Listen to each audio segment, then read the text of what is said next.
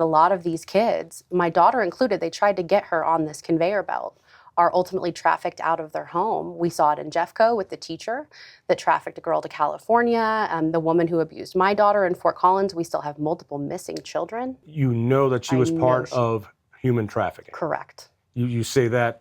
With 100% confidence. I've worked with the Loveland Police Department to try to recover these girls. Any proof? I have proof. But not enough to get an indictment against this person? Correct. Who is still celebrated by our school district. They still push out her fundraisers. They promote her physical space. They allow her in the classroom with the kids. Nothing has changed. When I pulled my daughter out of that school, when art club happened and we went, no way she's going back. They hurt her. They abused her. We had Child Protective Services at our door within a week.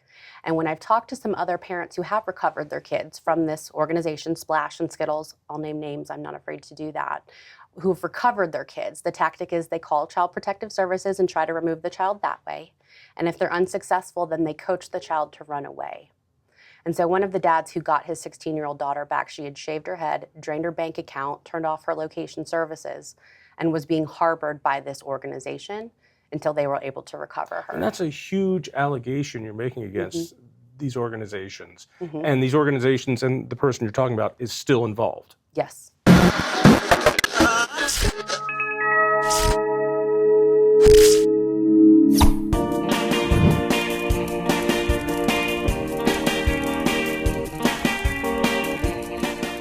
Is the woke issue of trans in schools and boys and girls locker rooms gone? We're going to find out. But first, subscribe and like our channel. Click that little bell icon for notifications. And find the Devil's Advocate podcast on your favorite listening app. The one and only Erin Lee, who didn't know her daughter was going to a trans indoctrination session when she went to an art club meeting at school, which leads to the simple question: why do you hate art? I don't hate art, but I certainly hate this art club that was not an art club. We did a show on this, a year or two ago, and it blew off the doors. Let's just do a quick recap. You live up in the Poudre School District. You had a 12-year-old daughter, sweet thing. She was a little shy, and finally one of the teachers invited her to stay after school for an art club. Do I have that pitch pretty right? Yeah, and then what happened? You said yes, and if I remember at the time, you were pretty excited that your daughter could get involved in an extracurricular activity, right? It's been almost 4 years since we sat down, and so much has happened. Wow. In that time, my daughter's now 17. She is not. Sorry, almost 17. She still is not. She's still 16. No, she still is beautiful Driving, little girl. has a boyfriend, has a job. When I first sat down, I was still very much left-leaning, not strong in my faith. We were just your average family, putting our kids in public school, trusting that they're safe. And then this thing happened. And it was, I've uncovered so much even since we sat down the first time, that my girl was brought into this club that was a gender and sexuality awareness club, where an outside group called Skittles or Splash for ages 2 and up was in the classroom. Convinced her that her normal pubescent discomfort means she's actually a transgender boy, sexualized her, talked about concepts like polyamory, which I had to Google. I didn't even know what that was. When I found out my 12-year-old had been exposed, they connected her online with these predators who were in the classroom secretly on Discord without my knowledge, and they repeatedly told her parents aren't safe. You don't have to tell them about this meeting. Yeah, that's the part that just scared me to death when you and I talked. Was that the message to your daughter was, don't tell mom and dad that we're talking about this. You can just say you went to art club, and that's that. How did you find out about it? Which indicates they know they're doing something wrong. You don't encourage keeping secrets. The whole idea, daughter kids, if anybody says, don't tell mom and dad, that is predatory behavior. You tell mom and dad. That is a dangerous, dangerous thing. So you discovered all this, and by the way, she's doing great now, isn't she? But for a while, she really struggled because of this. It was the hardest year of our entire lives. Talk to me from her point of view. What did she go through, and why was it hard for her? Did she think she was trans for a while, or what? happened? Yeah, well, when she came home, the reason we found out is because she kind of excitedly proclaimed her trans status. She, what I call it, glitter bombing. She was, love bombed, glitter bombed in this meeting that, yes, you're trans and we celebrate you and we love you. And it's the most important thing about you now is your trans identity. And she thought she would come home and announce this to us and we would celebrate her in the same way. But we knew she was not a transgender boy. How did you know that? Because she was a pubescent girl who was socially awkward, who was isolated, who showed no signs of gender dysphoria, of discomfort in her body at all. And she, if I remember, Prior. one of the things they told her was, if you are not 100% comfortable in your own body, Yeah. then you're trans. I'm 100% comfortable in my own body because it's perfect. But I understand most people are not, and I'm surprised that there might be 12-year-old girls who are not comfortable in their own bodies. Yeah. That's just a natural part of living. None of us are comfortable in our bodies. How predacious to go after these adolescent girls who are puberty sucks. And, no girl wants to go through that, but it's a normal part of life, and you have to get through the discomfort. You have to be uncomfortable in your body and come out on the other side of puberty. We all go through it, and they basically told her, you don't have to go through that. We'll just push pause, and all your problems will go away, your discomfort will go away. And I don't think it was even the appeal of being a boy. It was just the appeal of, I'm uncomfortable, and I want to make this stop, and they're telling me this is the solution. What happened? I don't want to get too much into your personal and family lives, but I'm curious, how difficult was all this for her, and has it been resolved? Yeah, I mean, it was, like I said, the darkest, scariest year of our whole lives. She went into a deep depression because we didn't know how to handle it. And so we took her to therapy. Therapy made it worse. As we now know, there's a law in Colorado that mandates all therapists must affirm gender-confused kids. And so we didn't understand what was happening in these sessions. Stop there, because a lot of people aren't aware of this. Colorado passed a law saying that psychotherapists, therapists have to affirm what a patient says they are, which means they don't have free speech, the therapists. They don't have the ability to practice. They don't have the ability to be a professional. And so they can't do their business. So we're going into therapists' offices and dictating by law how they should do their therapy. It is the opposite of liberal. This is the most illiberal, command and control craziness, right down to the privacy between you and your therapist, and the state is there. Yeah. It is Orwellian. Well, it's one of these situations where the trans agenda has Trojan horsed the LGB, and Trojan horse abortion is oftentimes how they pass these laws, is hidden within abortion language. And that's the case here, is that it's an anti-conversion therapy bill. Of course, I agree. We don't want to try to tell someone who is attracted to the same sex that there's something wrong with them and they should change it. I'm okay with that. I know several therapists who are friends who say we can't come out against this. Because we could lose our licenses. And, this is the wrong way to do therapy, but what am I supposed to do? Get canceled? It is a dangerous world out there. Anyway, please continue on with your daughter. And it affects so many families, because I've had now, since going public, 4 years ago, this was the first sit down I ever did, was Devil's Advocate. So many families have come forward and said, we need help, who can we go to? And I have to say, there's no one in the state of Colorado who can help your child be comfortable in their sex. They can only lead them into this confusion. And so it really is affecting families. But the good news is that this went before SCOTUS in Childs v. Salazar earlier this year, and the decision hasn't come out yet. Not Colorado, the United States Supreme Court. United States Your Supreme Court. case. Mine did, but also this therapy law went before the Supreme Court. An oral argument happened. Phil Weiser's team sounded really dumb. They had no argument to defend this unconstitutional free speech stifling law, and we won the argument. So the decision hasn't come out from the Supreme Court yet, but I do believe that law that mandates therapists will be overturned. I think so too, but that's not going to be the end of it. That's especially in this state. Right. To our family. Your daughter. How did you pull her out? How did she pull out? So what happened? Therapy led to suicidality. That's when we got a suicide note from our daughter. And last time I was on, we weren't public about this. She's very open now and comfortable with me sharing, but she was suicidal because she could not make sense of her confusion. She was trying to fit that square peg in a round hole and be a boy. And it just wouldn't fit no matter how hard she tried. And we didn't know how to help her through it. And so that led to a suicide note. That led to us taking her to her pediatrician, who had us leave the room for the mental health assessment, because there's another law in Colorado that 12-year-olds steward their own mental health care. And me, the parent of this little 12-year-old girl who sleeps with a teddy bear, I didn't have the right to be in the room. And when I came back in, they'd already prescribed her Zoloft, which is the equivalent of a 30-minute walk. But desperately, we filled the prescription, and it didn't make her better, needless to say. But it was probably another 5 months after that it was my husband who had a really harsh conversation with her. He found some communications online of her saying, my parents don't love me, they don't accept me, I'm really a boy. It was with a stranger online. I still don't even know who she was talking to. I assume the predators that were in her classroom. And when he confronted her, it was like an off-ramp. It was like, oh, thank God, Dad.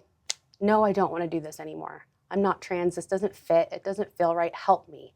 Like, help me undo what I've done. Did you pressure her? I mean, to be a boy or to undo this? To undo this. Was it really her call, or was it just some overbearing Christian parents who Jesused the trans right out of her? I mean, at the time, we weren't strong in our faith. My husband was not a Christian when he had this conversation with her. No, and we were always really careful. We didn't want to make things worse. We didn't want to make her feel guilt or shame about what was going on in her head, but we saw how it made her worse. We saw how she just spiraled into depression, into suicidality. She was getting dark and scary, and we feared for her life. And when we lifted that cloud off of her, it was within weeks that she came back to herself. I mean, just like the cloud lifted and she was happy again. Let me do some of the basic things here. Are you saying that there are not trans people, that there are not people who genuinely have identified and believe that they should be the other sex? I believe gender dysphoria is a very real mental health distress situation. And there are some people who ultimately lifelong feel better identifying as the opposite sex. The reality is that you can't change your sex. And so most trans people that I know and work with want to shield kids from this and will acknowledge that they are men who identify as women. They are men who are presenting themselves as a woman, but they can never become a woman. And so I have a lot of empathy for everyone, especially as a parent of someone who's gone through this, who suffers with gender confusion. It's a very real mental health condition.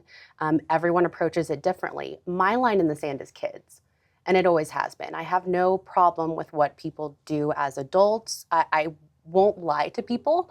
So if someone wants me to call them by the opposite sex, I have a hard time with that. I love them enough to tell them the truth, but kids is the line. Let them grow up. Yeah, for me, especially when dealing with adults, I am so fanatically supportive of their decision to identify however they want.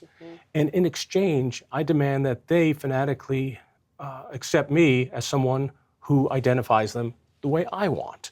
And that if you want to think you're a man, good for you, go for it. I will support you in it, truly. But that doesn't mean I have to see you the way you see you. No, I believe in science. There's an X and an XY. And I know now they're doing all these things with brain science. I tell you what, when they come up with a simple blood test that says, oh yeah, no, you're trans, here it is, then we can talk about the brain science. Yeah, but to take away my free speech rights is so very un-American and so again, illiberal. It's sad to see so many of the people that I grew up with, the civil rights warriors, being beaten in submission when it comes to free speech on this issue.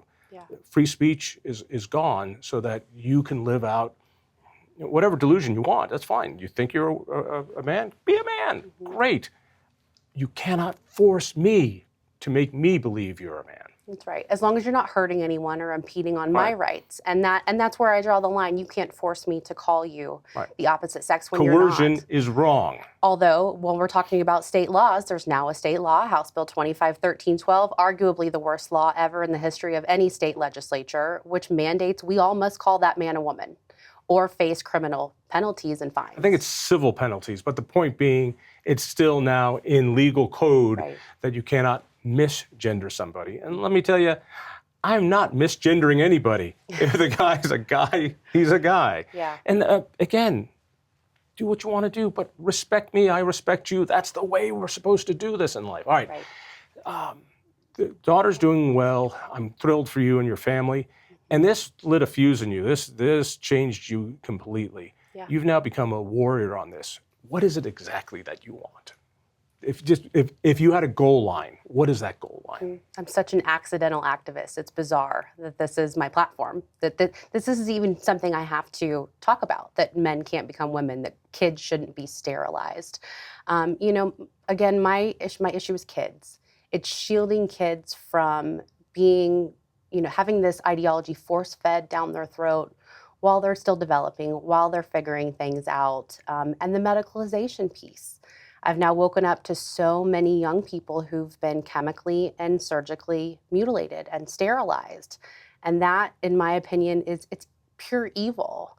And I really fight very hard to make sure that biological truth reigns, that girls have safe spaces, that men are not invading Title IX protected single-sex spaces, and that children are not being, again, force-fed this ideology in the classroom and pushed down a path of medicalization that is irreversible. Erin Lee is leading the charge in Colorado and really around the nation, bringing light to the trans issue, particularly for people who have kids. You've got a few proposals going through the state title board and to put on the initiative. You've tried this in past years. How many initiatives and what is it that you'd like to get on the 2026 ballot? Yep, well, we tried it last year, and you're an expert at ballot measures. I was not. I was a mom who was building the plane as I was flying it, and we, faced $250,000 of challenges from One Colorado. We ultimately had less than 90 days to try to make the ballot. But last year, with parents' right to be notified of their child transitioning and oh my goodness, what was the other one? No boys and girls sports. We didn't make the ballot, but we got over 80,000 signatures, all volunteer, in under 90 days, which is a huge accomplishment. Let me tell you, I have been involved in the initiative process here in Colorado, fighting initiatives, promoting initiatives, going through the process. I know it intimately. To get 80,000 signatures on a volunteer basis in any amount of time is wild. All right, so in 2024, you were not able to get anything on the ballot. Right. It was a learning year for you on the process. Very much. 2026, what do you have potentially on the ballot? So we have 3 issues, 108, 109, 110. It's stricter penalties for child sex trafficking. So if you buy or sell a child for sex, it gives DAs the right to prosecute with life in prison, no chance of parole. Stop there. What does that have to do with the issue that you're so passionate about?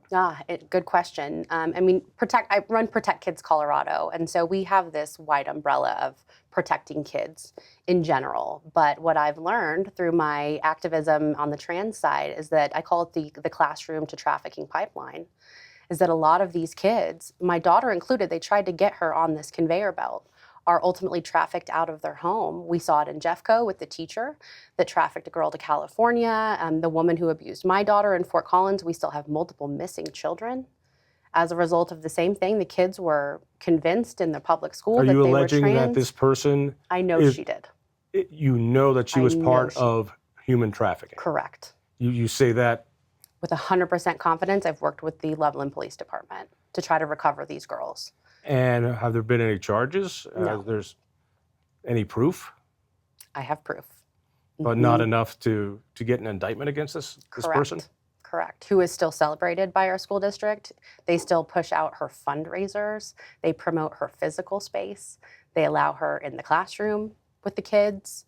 Nothing has changed in the Poudre School District. When you say that they're trafficked, what you're saying is that, as in Jefferson County, where a minor was basically groomed through high school and then ran off with one of the teachers before she was 18. Right. She went to the courts to have herself basically emancipated, and therefore she could run off with her teacher. They're now in Florida someplace. Yep. This is the kind of stuff that concerns you. Exactly. And a piece of our story that I don't know we talked about last time is when I pulled my daughter out of that school, when art club happened and we went, no way she's going back.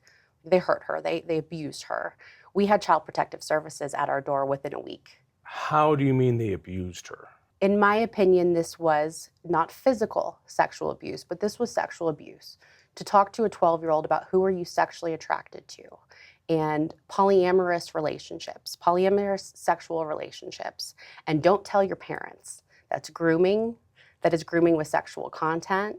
In my opinion, that's a form of sexual abuse. And, we said we're not going to subject her to that anymore. And they came after us with a well child check from a mandated reporter. And when I've talked to some other parents who have recovered their kids from this organization, Splash and Skittles, I'll name names, I'm not afraid to do that, who've recovered their kids, the tactic is they call Child Protective Services and try to remove the child that way. And if they're unsuccessful, then they coach the child to run away. And so one of the dads who got his 16-year-old daughter back, she had shaved her head, drained her bank account, turned off her location services, and was being harbored by this organization until they were able to recover her. And that's a huge allegation you're making against these organizations. Mm-hmm. And these organizations and the person you're talking about is still involved. Yes, correct. Do you believe a prosecution is likely? There's not a lot of people who will go after this. It's a really frustrating thing for me, which is why I want to make stricter penalties. I want to deter people from engaging in this kind of activity with children because it is so hard to recover them. And so this initiative on child human trafficking, what exactly does it do, if passed? Really simple. It makes the penalty stricter, that you can prosecute with life in prison, no chance of parole. And again, the goal is deterrence. It is, right now you can rape 3 children 3 times and you are almost guaranteed to get probation. Representative Brandy Bradley ran a bipartisan bill 2 years in a row that every single Democrat voted against that would have made mandatory jail time for child rape, and it did not pass. So we have a desperate need for stricter penalties for these people who are getting away with raping and trafficking children. What are the other 2 initiatives you're working on? Yeah, that one's heavy, right? That one is very heavy. And we rank number 10 in child sex trafficking. So it's important to know. As measured by whom?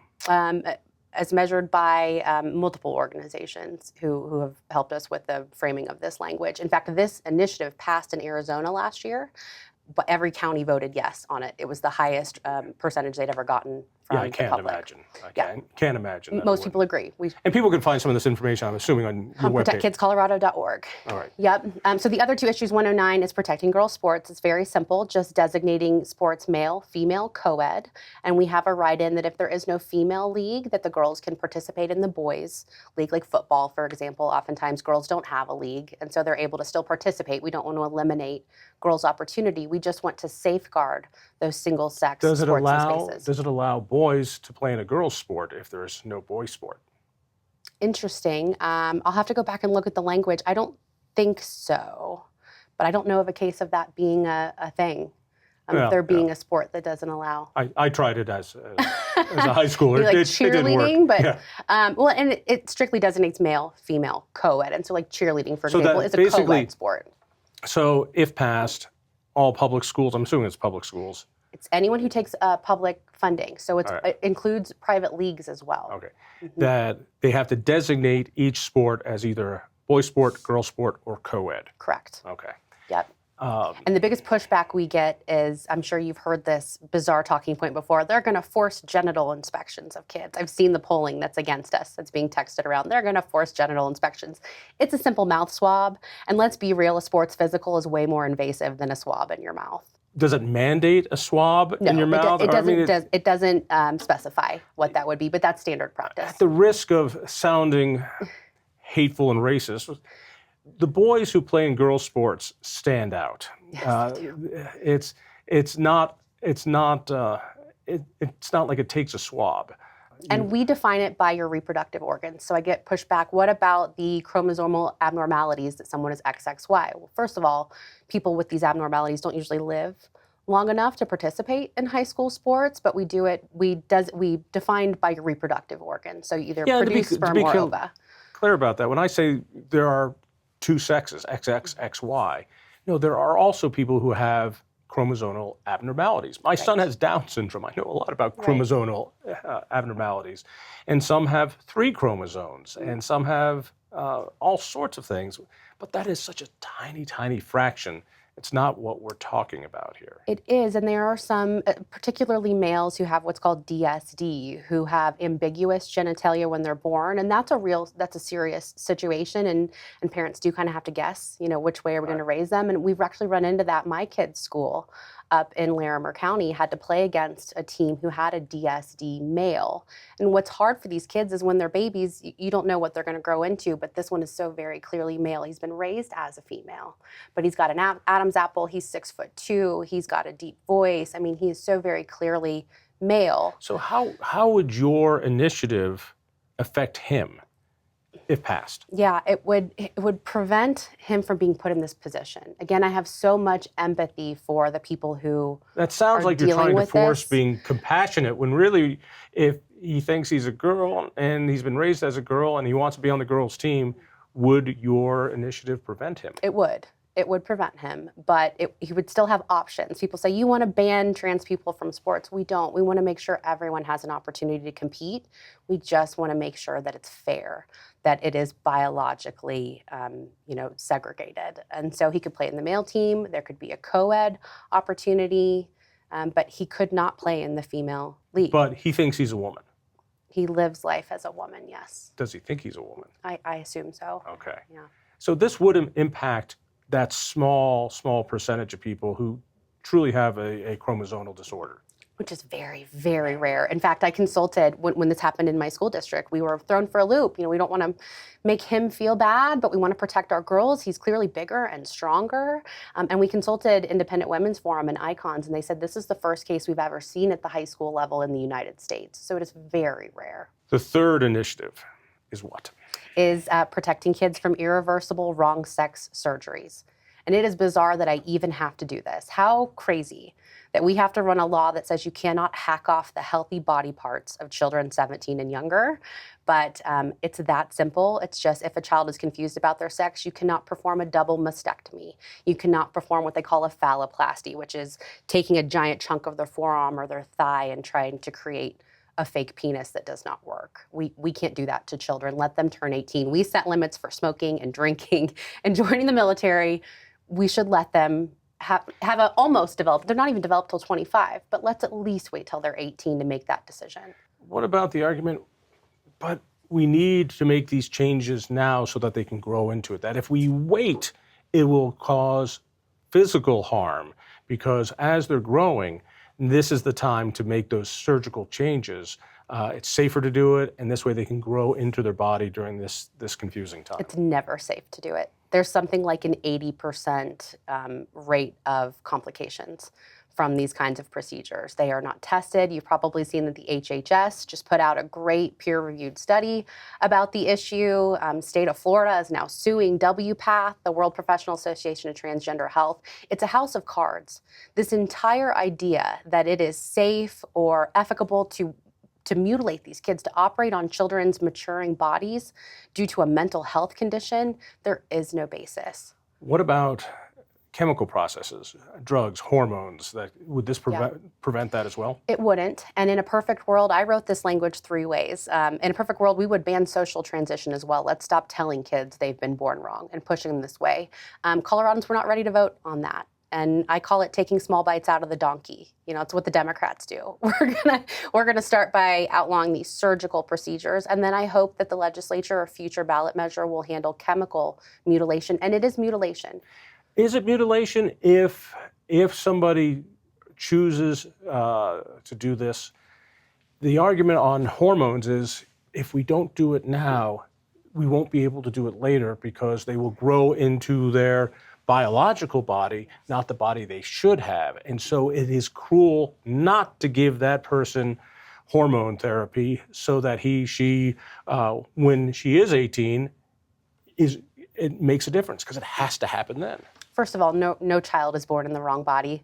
There's no wrong way to be a boy. You can be an effeminate boy who loves pink. You're still a boy. I mean. You understand. I do. And the Colorado Medicaid website recommends starting these puberty blockers at age 8. Tanner stage 2, age 8, with our taxpayer dollars. For that reason. For that reason that if you miss this window, you're going to lose it for your whole life, condemning somebody to be in the wrong body. And get this, if you put a child on puberty blockers into cross-sex hormones, that's blocking their normal healthy puberty into the wrong sex hormones, 100% of the time, they are rendered sterilized. These kids... 100% of the time. You're certain of this? I am certain of this, 100% of the time. If you go from cross-sex hormones, or if you go from, the puberty blockers, into the cross-sex hormones 100% of the time, and children are not capable of giving up their sexual function. They haven't had a sexual experience at age 8. They don't know what they're giving we up. Italians.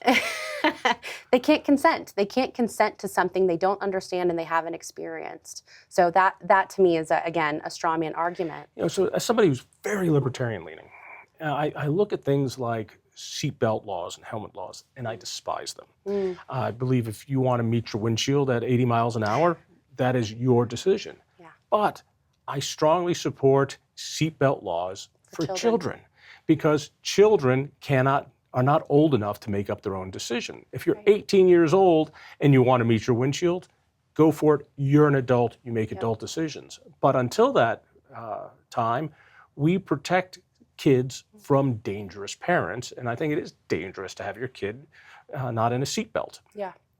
I get that all the time. Well, you stand for parental rights. What about parents' right to do what they think is best for their child? And it's scary that the medical community... Where I was going that way too, which is parents should have the choice. We fight at Independence Institute for parents to have the choice, educational choice, healthcare choices. And along comes Erin Lee, that racist bitch who wants to take it all away.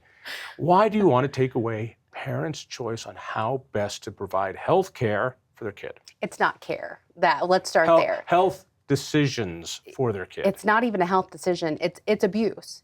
Plain and simple, it's by abuse. By your standard, by that parent's standard, it's not abuse. It is saving them from suicide, saving them. And you know all the arguments. Oh, yeah. So what makes you right and that parent wrong, and you get to have the force of government behind you like any other leftist? Well, we don't have the right to strike our child. We don't have the right to cut our child. We don't have the right to physically abuse our child.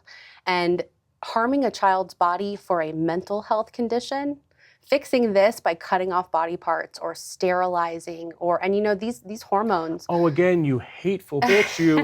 You don't understand the science, I tell you. The science is brain science, and they're finding differences in people who are trans, that there's a different brain there. So it is not a mental condition. It's physical and it's science. Yeah, well, what the HHS review and the WPATH files and the CAS review, and now that we're actually... What are WPATH and CAS? So WPATH is the World Professional Association of Transgender Health. Okay, and CAS? CAS is a doctor in the UK who studied the Tavistock Clinic that is now closed, a leftist doctor, I should mention, who did a nonpartisan and objective study on what was happening at the Tavistock Clinic on these kids, and found that there is no science, that they typically don't get better. It does not fix their suicide rate, it increases it. And ultimately the Tavistock Clinic was shut down for these practices of chemically mutilating kids. So these reports show that brain science is real and that you can take an x-ray and show that somebody's going to be trans? No, it shows that there is no evidence. There is no actual science behind mutilating these kids. So World Professional Association of Transgender Health is a membership organization. You don't have to be a healthcare provider to join it. And it's like a circular system where they set the standards. When they say, well, it's the standard, it's settled science, they are the science. They're the ones putting this out and then quoting each other. And all roads lead back to WPATH, which through the WPATH files released by a journalist named Mia Hughes, proves that there is no science. They're just talking in circles and building off of each other's, the theoretical understanding. There is a lot of circular research that happens in this world. All right, so 3 initiatives: human trafficking, sports, and stop treatment until you're 17. Until you're 18. Until you're 18. Yep. Until you're 18. And it's just surgeries, not the chemical. In a perfect world, I wish we could have added that. but we need to win, and this is a winnable. These are 80-20 issues. Now, you said other states have, let's go through these. Other states have taken on the sex trafficking. Arizona has. Any other states passed laws? I know they've passed laws. Anything on the ballot box? Because Florida and Colorado are very different. And I'm from Florida. You know, we moved here 7 years ago now, so it's interesting. The dynamic, very different. I didn't understand how different they were. Yes, 27 states have outlawed both these procedures on children and males in female single-sex spaces, but not by ballot measure. These are all red or purple states. It was all done through the legislature. And so if we are successful at Protect Kids, we'll be the first to do it by the will of the people, and we'll be the first blue state to pass these issues. For me, that's going to be fascinating. I believe that our legislature is wildly out of touch with mainstream Colorado. Not so much on the gay issue, not so much on the abortion issue or environmental issues. I think they're very much in line there. But I think the socialists in charge of Colorado's government are out of touch on this issue. They think they're not, and we're going to find out. How likely are these to make the ballot? What you've done so far, that's the easy part. Now you've got to get 130,000 signatures plus to get them on the ballot. Yeah. I'll just say first with the legislature, I like to say gender ideology is the state mandated religion. And as I'm out there, you know, in DC and talking with parent activists in other states, we're the worst. No, Colorado, legislatively, we have the biggest amount of unconstitutional law that's centered around transgenderism. We are the worst. We've now mandated that people who write the death certificate have to record the person's gender identity, or there is a criminal penalty involved. Again, on my pet peeves, we go to government records for truth. Yeah. That's why our deeds to our property, the property lines, you know, is somebody alive, is somebody dead? We need a place to go where records can be sacred. Facts. That these are facts. And now that we can go backward in time and change a birth certificate for someone who is XX and now say, no, they were really XY, is falsifying government documents. You know, people should be landed in prison for falsifying government documents. And here we can do it as easy as changing your address at the post office. Well, the opposite is true. They could be criminally penalized for not recording the gender identity as the sex postmortem.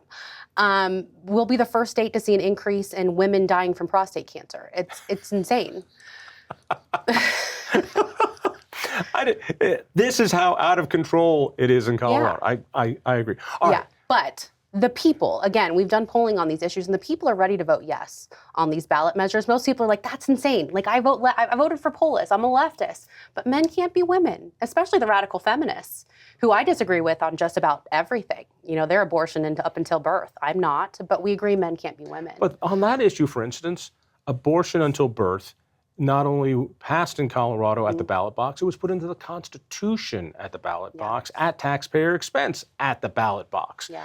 And I believe that is where Colorado is on that issue. And the left seems to think that, well, because Colorado is so very pro-abortion, that then they're very, very pro-trans. And I think they're going to be surprised that there are a lot of parents and moms in the privacy of a voting booth go, no, I voted for abortion rights because if my daughter gets pregnant, I want her to have that right. I did it, in my mind, to protect my daughter. Having a boy in her locker room or on her contact sport where she could get hurt is the opposite of protecting my daughter. Right. Voting for this is protecting my daughter. Yeah. I tend to agree. I think all three would pass if getting on the ballot. So the question, what's the likelihood? Yeah. So we're over halfway. Where are you at? Where are we at? We are over 100,000 signatures, all volunteer. We have about 9 weeks left on all three issues. So we're running all three at once, all volunteer. We've got the full weight of the Catholic Church behind us. The diocese put out actually a mandate that all parishes will have signing weekends and that the priests will preach this from the pulpit. We've got mega churches like Flatirons and Brave and Church for All Nations who've signed on, who are having signings every weekend. You understand that freaks out the normies. you get this, that the church is engaged? Absolutely. That Colorado, when we hear the church is engaged, what we think of is gay-hating Amendment 2 from 1992, before you were even born, kind of stuff that we don't want in Colorado. So that will rub a lot of voters the wrong way.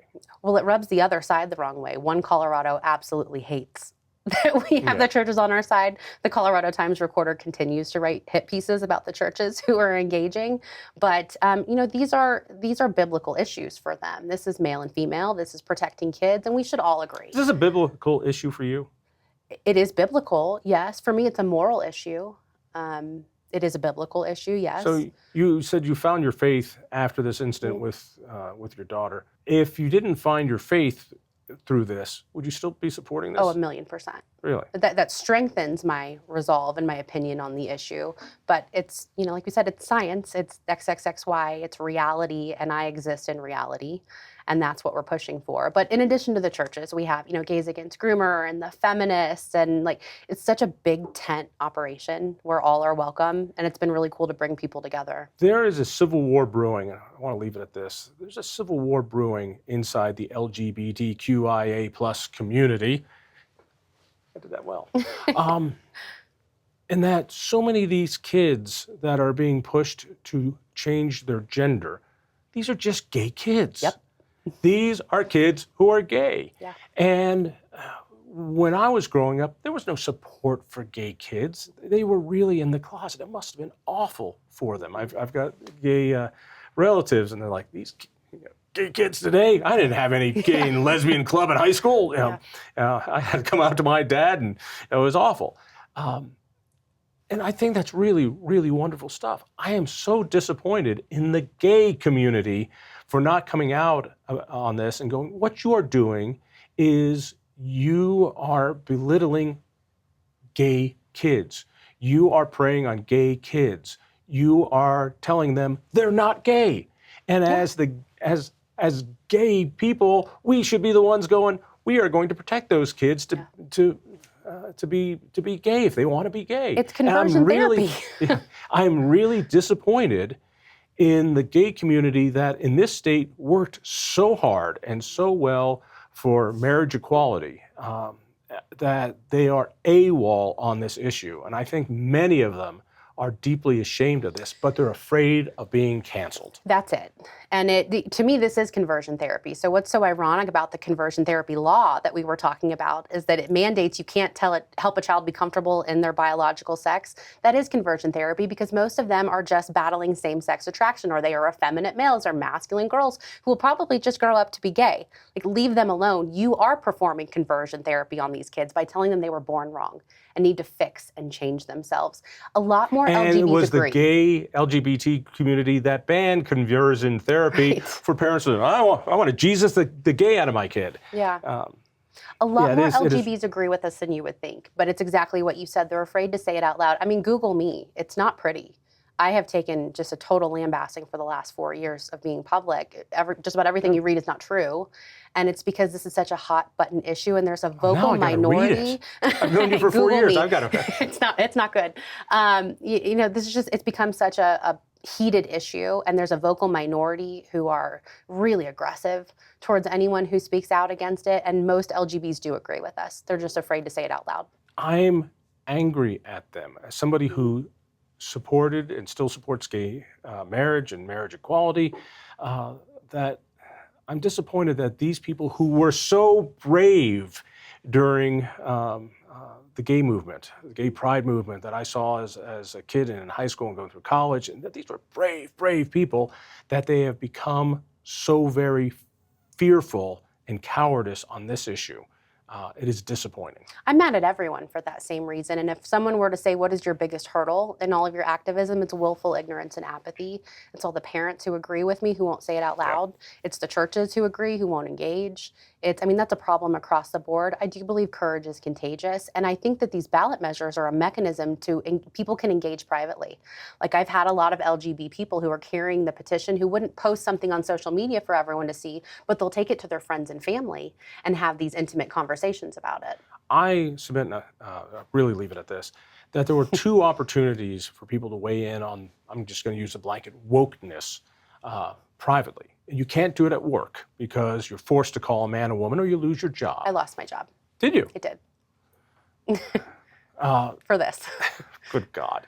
And to think about that, you've got to call a man or woman, otherwise you can't feed your kids. And then you go home at night and tell your kids not to lie and always seek the truth. But your truth can't be spoken. Their truth has to be mandated upon you. So somebody's truth wins.